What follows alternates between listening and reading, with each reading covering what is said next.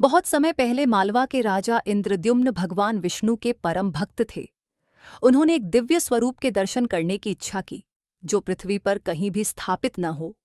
एक दिन उन्हें झात हुआ कि नीलमाधव नाम से भगवान विष्णु का एक अद्भुत रूप गुप्त स्थान पर पूजित हो रहा है।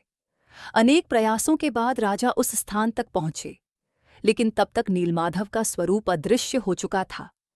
राजा अत्यंत दुखी हुए और उन्होंने कठोर तपस्या आरंभ कर दी।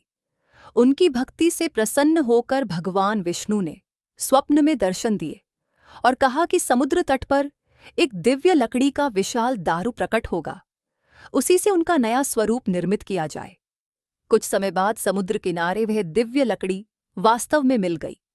तभी एक वृद्ध शिल्पकार राजा के पास आया। उसने कहा कि वह मूर्तियां बना सकता है, लेकिन एक शर्त है, जब तक कार्य पूरा न हो जाए कोई भी कक्ष का द्वार नहीं खोलेगा। राजा ने शर्त स्वीकार कर ली। वृद्ध शिल्पकार वास्तव में स्वयं भगवान विश्वकर्मा थे। वे एक बंद कक्ष में मूर्तियों का निर्माण करने लगे। कई दिनों तक भीतर से औजारों की आवाजें आती रहीं। फिर अचानक आवाजें बंद हो गईं। रानी गुंडिचा को चिंता हुई कि कहीं वृद्ध शिल्पकार के साथ कोई अनहोनी न हो गई हो। उन्होंने राजा से द्वार खोलने का आग्रह किया।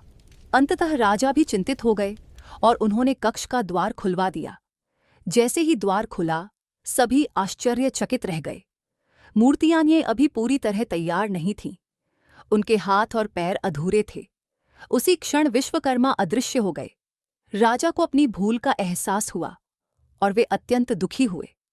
तभी आकाशवाणी हुई कि यही भगवान की इच्छा है।